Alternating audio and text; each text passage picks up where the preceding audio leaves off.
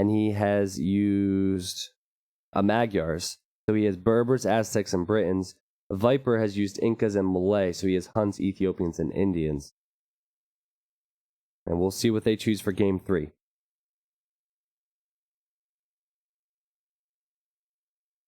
I guess if you're in Australia or India, it would be nighttime for you.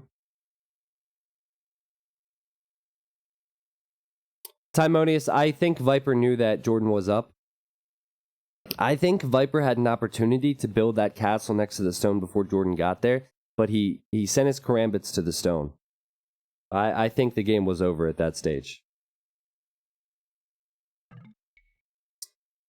Alright guys, welcome to game 3 between Jordan 23 and Viper. So far this matchup has been exciting, and Jordan 23 is choosing the Aztecs, while we have the Viper. Viper has chosen the Huns. So, Aztecs versus Huns. We've got to see a Meso civilization in every single game thus far. Game 1 was Incas for Viper, Viper won. Game 2 was Mayans for Jordan, and Jordan won. And now Jordan has gone for the Aztecs. Mayans and Aztecs, or Incas and Aztecs, those are civs that have been banned in other best of 5s because players don't like playing against them. So obviously there's a strength there if they're being banned often by other players and if they have featured in every single game. So far in games 1 and 2, the Meso Civ has won. But it all comes down to the players and their strategies. Viper has gone with the classic civilization in Huns. You'll see Jordan once again being aggressive versus Viper, trying to lame. He's going to get that sheep away from Viper. We might be able to find that boar. And might be able to find this boar too. So let's talk about the maps briefly. We'll start with Viper. You see the wood line he's choosing on the right-hand side. That main gold, though. I don't like it. Sure, he can wall it off. But he has 2 golds in an awkward position. He can barely build a mining camp that'll work here. He builds it out here, and the whole left side of the gold is exposed. And he builds a mining camp here, and his villagers are running into the trees. So I don't know about that for Viper. Has he even scouted that? I guess he has. Now, apart from this wood, he does have this one, which is next to that gold. And he has this wood, too. Stone close by, secondary gold surrounding his base. But I just don't like the main gold position for Viper. We'll see. I don't see Rees from Viper a lot, but I wouldn't be surprised if he calls one. Jordan is going to get away with the sheep. Alright, looking at Jordan's base, a safe wood line, safe gold. He also has a wood line here, back stone. Forward on the front for him, and there are some small hills. Now, I think this game is going to pan out very similar to what we saw in game 1 with the Magyars and the Incas. Would not be surprised if Viper does the same thing that Jordan did. And if Viper does try to do the same thing that Jordan did, it's going to be harder for Viper because Viper will not get the free attack upgrades, which is something that the Magyar Knights get. Also, the Cavalry Archers, when fully upgraded, are stronger for the Magyars than they are the Huns. So you might need to figure in cost, and I don't have that time, and I don't have a calculator on me. So the aggressive scouting has paid off for Jordan. He's been able to steal just one of Viper's sheep. He still hasn't found his out here though, so he might need to send his scout back. The Viper's still scouting around his base, trying to either find Jordan or find that sheep that ran off. A Viper lured in a deer already, so that makes up for the sheep loss. And I think he's going to be completely fine. And we're not going to see a read because we're past the 4-minute mark. So Viper's going to have to show us how you can win games with a gold like that. I'm very disappointed in you. I thought you were the quick math champion. You must be getting me confused with someone else. What about Tarkans? Tarkans could have a showing here. I think Tarkans are more successful versus archer civilizations, and Aztecs, though they can go arbalest, I doubt we'll see it. Jordan also has his own deer to lure in, so even if he doesn't find these sheep, which he probably will, he can lure in the deer. At this stage of the game, he's just going to assume Viper stole his sheep, and he's going to lure in the deer before he scouts the rest of his base. Now, Aztecs can be strong early on because they get the extra starting gold. Already researching Loom Jordan, and he has the 100 gold. Of course, in the expansions, it has been made so you have to research Loom with Aztecs, you just start with the extra gold. And there's the deer for Jordan. Yep, this gold is bugged later on. It's like you have to take the relic if you want to collect this gold. It seems like something that would show up in a scenario. Take the relic, and then you can collect the holy gold. A feudal age for Viper on the way in, and what will he do here? He's gone up on 20 villagers, a 21 population. He's going out to gold with 1 villager. And maybe a second will follow. A barracks on the front. Okay, these villagers are going to wall, and then they will go help out. See, after the walling here, Viper just makes us look so good. Still, I think the problem comes into play for Viper. This is not going to be easy to hold.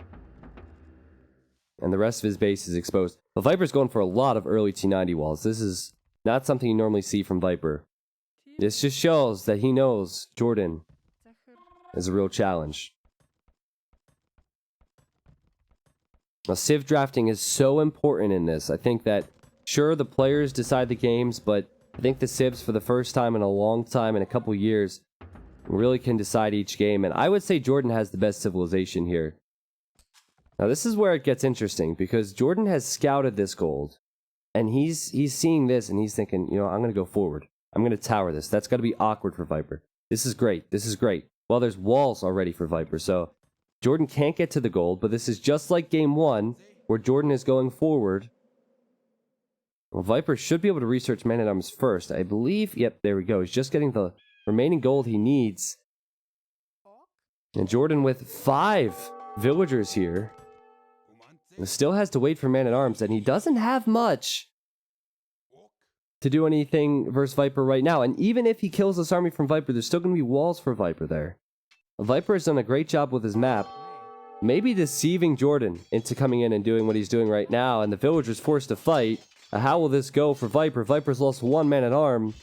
And there's the HP of all Jordan's units. Jordan has yet to take any losses, and Viper's going to lose all of his man-at-arms here. I believe, yeah, 1 man-at-arm went down for Jordan, but Jordan's still going to go forward.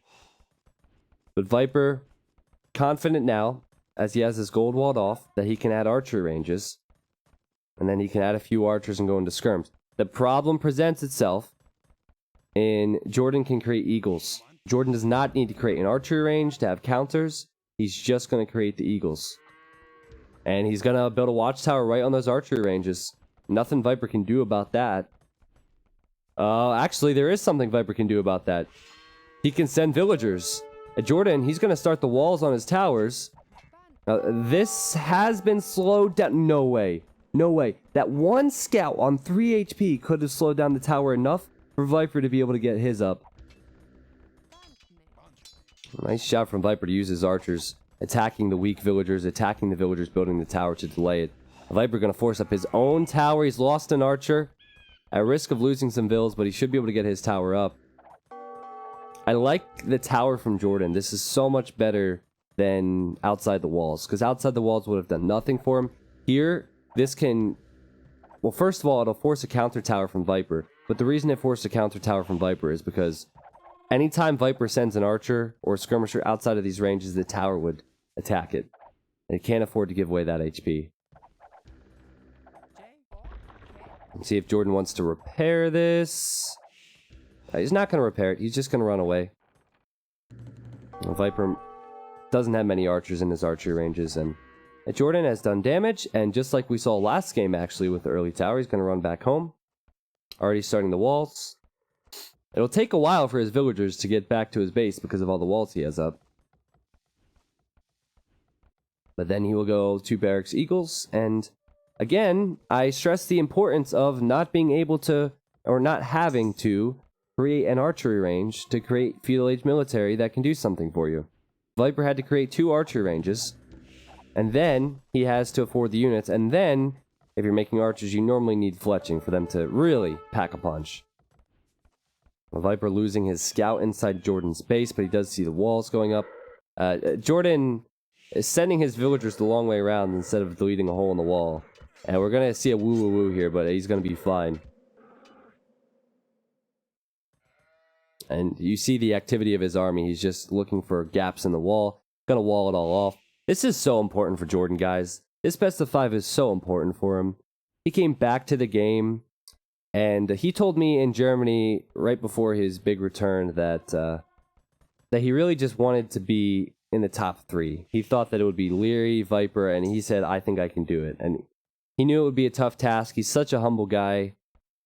And this is so important for him. So I totally understand the strategy choices on the walls. And he needs to be careful now because he will need Eagles versus Viper. Viper's just got his blacksmith up. And though he doesn't quite have the resources right now, he should be able to get fletching soon. And Viper's opportunity to do damage is now. The Wolves still chasing Jordan's units, which is going to be annoying. Let's see if Viper wants to push up this hill, because he knows about it. He doesn't know that Jordan has gone for the second barracks. He hasn't seen it, but he probably expects it. Viper getting fletching, and you never want to be in this situation versus Viper, that's for sure, where your army's split up, and you have to quick wall like this. I believe there's still going to be a hole there on one of the sides of the palisades. I don't know if that quick wall has done anything. Maybe it's bought him a little bit of time to distract Viper. Yep. Scale mail on the way for Jordan. His army is split up. Some outside the gate, some inside the gate. Villagers running away. Now this is already good for Viper because he's split up Jordan's army. He also just got a free shot. But he doesn't want to overcommit because this is the only area he can leave from. And I think now he recognizes, okay, Jordan's waiting for me. And now Jordan has scale mail, because I can click the units and I can see the unit's HP. Well, does he want to run? Does he want to fight? A little bit of both here. Jordan gonna delete his walls, send the Eagle Warriors after these units. And you know what? This cliff was just made for Viper. Talk about Viper map hacks. Talk about the T90 hacks. Look at that shit. Look at that. That's just flat out ridiculous. Oh, man. Just gonna sit in the cliff. If there was no cliff there, all those archers would probably die. Unbelievable. That's just... You never see that happen to anyone else but Viper. Unbelievable. But Viper's trying to run away now, and Jordan was waiting for him, and oh, nope. He still doesn't want to commit there. He almost got wedged between the archers. That's funny, though. That's funny. Well played, Viper, to notice that. Also, well played, Viper, to have defended early on with awkward golds. He has a lot of stone banked up if he needs to sell it, or if he feels like stone walling back at home. And this is a move I did not expect. Viper adding some man-at-arms. Adding man-at-arms into the equation so he can fight this with his archers. Now, Viper keeping those archers alive was so huge for him. So huge. Because if he didn't, he probably wouldn't have gone man-at-arms. He probably would be back at home camping himself right now. But Jordan going to be hesitant to fight this, and he has low HP on a lot of these Eagle Warriors. That's a lot of archers from Viper, and this is not a position you want to be in if you're Jordan 23. The Viper has forced a defensive tower. He'll have to run away, but still small victory in that. And Jordan never wants to be faced up against Viper in a micro fight. And these man-at-arms are just a little bit of a buffer for Viper, so he can keep his archers on the front. I think Jordan's going to lose that bill. I'm not sure what he was doing out here. Jordan at 700 food now, 200 gold, very close to the Castle Age click. Going to add another barracks. So he will consider going with more militia, or sorry, with more infantry. Jordan has clicked up to castle himself. Viper just going to run away now. He wants to wait for his upgrades. He doesn't want Jordan to trap him. I don't know. I think that Viper could have gone here. I think that he could have attacked the palisade wall. Of course, he doesn't see that. And he didn't see this till now. Probably wiser to run away, but had he done that, Jordan would have had to continue to quick wall and send his army back. And Jordan's still sending his army back. Jordan still on 2 barracks. We'll probably see the 3rd. And this will be pretty fun to watch, I think. The Viper adding the man-at-arms. He's going to go longswords as Huns. That's something I was not expecting. In fact, that's the one unit you rarely see from Huns because their cavalry is so good. You rarely see longswords. Spring, I actually don't know the password to the room. You're going to have to ask Mem for the password. Maybe some of the other guys know it. Is Viper open at the top right of his base? He is. He has not scouted that.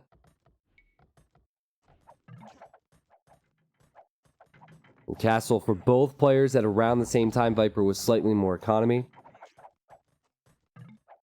And I think Viper has the advantage with these numbers. That's a lot of crossbows. And this is also something Jordan hasn't seen yet. Jordan has not seen the longswords. He's actually healing up his eagles. This is also something you don't see often. The eagles being healed in the TC. Yeah, I think that Jordan is expecting maybe knights from Viper. And he knows that knights are difficult to afford.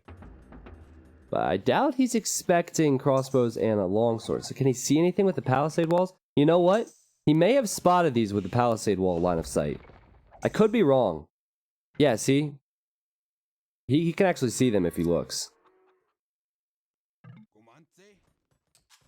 46 vills for Viper. Viper, yeah, adding a second town center there. And adding the stone walls. So far, so good for him. This is the most important area to him. He's going to wall it off. That's where all of his wood is and where all of his gold is. Not to mention he's still on stone if he wants a stone wall. We're going to get to see that fun Viper micro. And we are going to get to see the fun longswords here too. And right now, I do not think that Jordan 23 can fight this. But the moment the longswords disappear, that's the moment where Jordan can really do some damage, and he can do it all very, very fast. A TC now for Jordan on the stone. Jordan doesn't know this is where Viper is. Viper does not know this is where Jordan is. And these small choke points are really going to help Viper out. Now Jordan should see this, and Viper also spotted the Eagle Warriors. So thumb ring for the crossbows, which allows them to fire a lot faster. And Jordan's army, again, out of position now. Maybe he's inviting Viper in, but I wouldn't be doing that. Viper's going to have to stay away from this party if you're Jordan 23. No Siege Workshop for Jordan. He simply cannot afford it. Mangonel Shot or two might be able to get him out of jail. Honestly, when you're playing versus the Viper, why even go for Mangonels? Do you really think you're going to get a good shot versus Viper? Maybe that's the logic there. Yeah, we're playing versus Viper. He's just going to kill our Mangonels with crossbows anyway. Longswords, providing that buffer I talked about, and they are going to try and kill this barracks and just invite Jordan into the fight, and this is it right now. How will the longswords fare? Viper's crossbows have thumb rings, so they fire faster. Viper's getting the defense upgrade, but he's losing all of his man-at-arms, or sorry, his longswordsmen.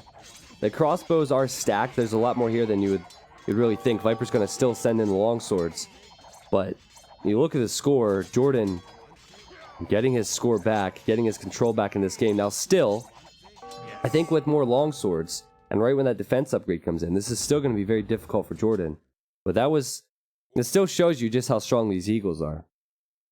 Now the question is, who's in a better position right now?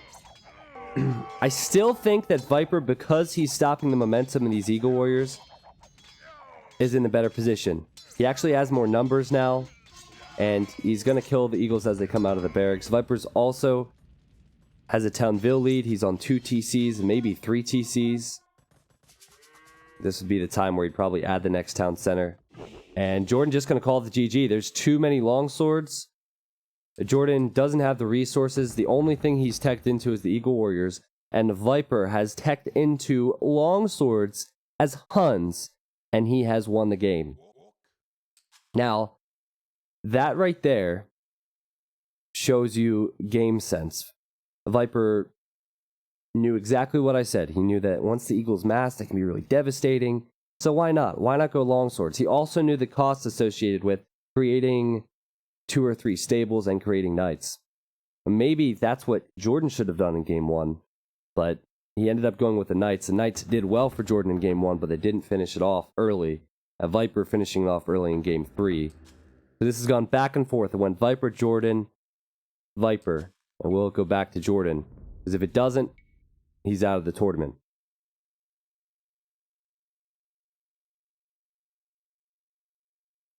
Alright, there's the military stats for you. There's the eco difference. And no surprise that Viper had more of the food and wood.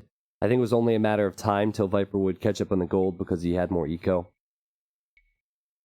And Jordan recognized that. It certainly was not an early GG. Jordan recognized that Viper was going to have an advantage there with the economy. Yeah, it definitely wasn't an early GG. Viper was 10 bills ahead. Anytime Jordan created something, he was going to be throwing them to their deaths.